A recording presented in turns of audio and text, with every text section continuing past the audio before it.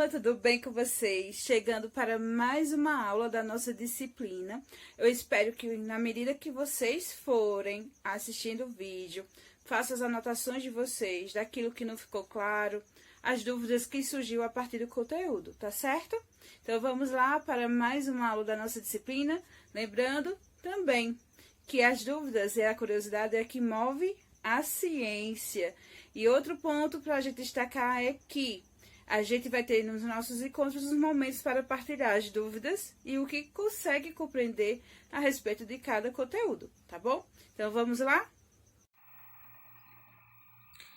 Oi, turma do nono ano, tudo bem? Hoje vamos começar o nosso capítulo relacionado ao conteúdo de física, fazendo uso do livro didático de vocês no capítulo 14, página 250, que tem aí por título Ondas e Radiações. E aí a gente tem o que é uma onda. Primeiramente, a gente vai observar a imagem que retrata a seguinte situação. Vocês vão observar que alguns círculos vão ser formados no lago após as pedras serem jogadas nele. Esses círculos, eles se afastam do centro e atingem a folha. E o que vai acontecer com essa folha? Então, você vai ter acertado, se você tiver respondido, que a folha ela vai subir e vai descer, mas praticamente ela vai voltar, na verdade, para o local de antes. Mas o que vai fazer com que a folha suba e desça? Então, o que vai fazer com que a folha acabe subindo e descendo são os círculos que vão ser formados, que são exemplos de ondas. Então, a folha sobe e desce, e porque ela acaba recebendo a energia por conta dessas ondas.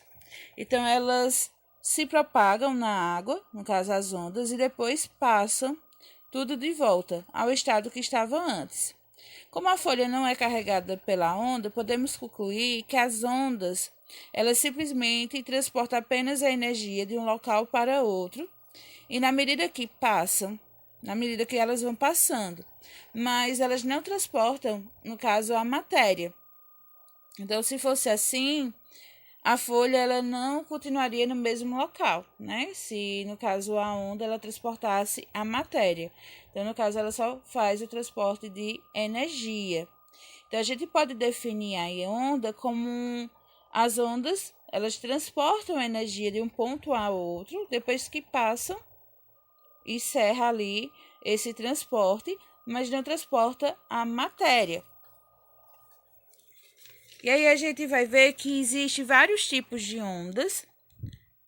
Todo som que conseguimos ouvir é um tipo de onda, mas o som é só um dos tipos de ondas que necessita de matéria para se propagar, para ser produzido. No caso da onda sonora, ela precisa do ar para poder assim se propagar, ou seja, o ar é a matéria. As ondas que produzimos ao tocar as cordas de um violão, ou as que se propagam na água quando jogamos pedra no lago, são chamadas de ondas mecânicas. Mas nós temos também ondas que chamamos de eletromagnéticas, e vamos entender cada uma delas aí. As ondas mecânicas, elas vão ser aquelas ondas que precisam de um meio material para se propagar, para que ela aconteça. As ondas do mar, as ondas que produzimos na corda de um violão, o som, tudo isso são exemplos de ondas mecânicas. Mas nem todas as ondas precisam de um meio para poder se propagar, no caso de um meio material. A luz, por exemplo, é um tipo de onda emitida pelo Sol que se propaga até a Terra sem haver nenhum meio material entre eles.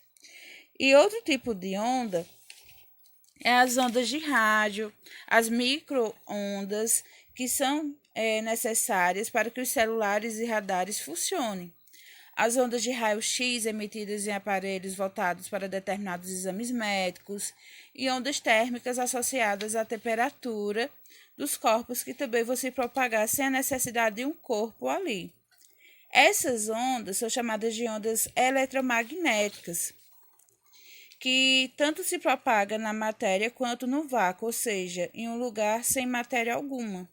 Então, as ondas são classificadas em ondas mecânicas, que vão ser aquelas que necessitam de um meio material para se propagarem, e as ondas eletromagnéticas, que não precisam de um meio material para se propagarem. Aqui a gente vai ver os elementos de uma onda periódica. Então, nós vamos denominar de ondas periódicas as ondas geradas por fontes que executam oscilações periódicas que se repetem em intervalos de tempos iguais. Então, observem a imagem aí que está na tela, na figura, os pontos A, B, C, D e E, que a gente vai ser aí chamar, na verdade, de cristas, por ser os pontos mais altos de uma onda. Já os pontos F, G, H, I e J, eles são chamados de vales, por ser os pontos mais baixos de uma onda. Então, vocês vão observar também, aí na tela, uma letrinha, né? Aqui. Primeiro, a gente tem A, B, C, D e E, que são a parte que a gente chama de cristas. F, G, H e J são os vales. E aqui a gente tem a letrinha diferente. Nessa letrinha diferente a gente chama de lambda, que faz referência às distâncias entre D e F, assim como vai fazer também referência à distância entre P e Q.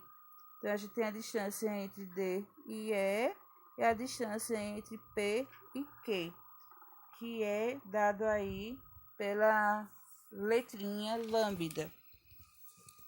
A amplitude de uma onda é a distância entre a crista e o vale da onda. Então, a gente vai dizer que a amplitude faz parte, isso aqui vai ser uma amplitude, aqui vai ser uma amplitude. Então, a amplitude de uma onda nada mais é que a distância entre a crista e o vale da onda, ou seja, é o máximo de distância que cada ponto ou meio da onda apresenta em relação à sua posição de equilíbrio, seja para cima, seja para baixo, que essa linha é apresentada aí na imagem. O período da onda, a gente vai perceber que ele é representado pela letra T. Todo o período ele vai ser representado pela letra T, que nada mais do que o intervalo de tempo para cada ponto do meio por onde a onda se propaga e execute uma oscilação completa, ou seja, para que faça um movimento completo. Então, praticamente, aí a gente vai entender como período o tempo daqui, do início, onde a onda iniciou, até aqui no finalzinho. E a gente vai ver também a frequência de uma onda, que é o número de oscilações completas que cada ponto do meio no qual a onda se propaga executa por unidade de tempo. Então, a gente vai compreender o que é a frequência, que faz aí parte também da onda, tá? E a gente faz esse cálculo a partir de duas fórmulas, tá? A gente tem duas fórmulas que vai ser usado para fazer o cálculo do período e frequência das ondas periódicas, que se dão nesse sistema aí. Então, no Sistema Internacional de Unidades de Medidas, a unidade de frequência a gente vai usar, que a gente vai acabar usando para ondas, é o Hertz. E para calcularmos aí o período de uma onda, a gente vai fazer como? O período é representado pela letra T, igual a 1 sobre a frequência, que é esse daqui. Essa fórmula aqui é para calcular, no caso, o período. Já para calcular a frequência, a gente vai utilizar a fórmula F igual a 1 sobre T, que é o período. Sempre vai ser um ao invés da outra. Isso para calcular o período e a frequência de uma onda.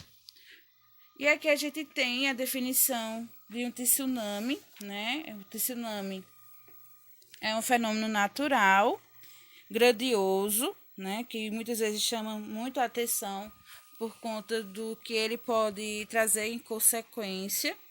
Trata-se de uma onda, né, uma onda ou sucessão de ondas que surge após alguma atividade vulcânica, deslocamento de gelo ou placas tectônicas, ou ainda por conta do impacto de meteoritos no mar, que pode ter ocorrido a milhares de quilômetros de distância da chegada da onda na costa. Há registros de tsunamis com mais de 30 metros de altura e eles se propagam a grandes velocidades e perdem muito pouca energia nessa propagação. E ao se aproximar da costa, os tsunamis dão um sinal. O mar recua de forma significativa. Então aí a gente vai ver algumas etapas de como forma o tsunami. Primeiro vai haver um maremoto, que é um terremoto submarino, devido ao deslocamento das placas tectônicas, que provocam desnivelamento da superfície da água. A água ela volta a nivelar-se de forma que vai formar as ondas, no caso, que vai se propagar em grandes velocidades. E ao aproximar-se da costa, a velocidade das ondas acaba sendo reduzida. E a velocidade da onda diminui e a sua amplitude aumenta, formando um paredão de água que vai quebrar-se e arrastar tudo que tiver no seu caminho. Então, gente, essa foi a nossa aula de hoje. Eu espero que vocês tenham compreendido o conteúdo. Em caso de dúvidas, anotem e me procure, que eu também estou disponível para esclarecer. Então, vamos lá fazer a atividade para não acumular. Bons estudos e se cuidem!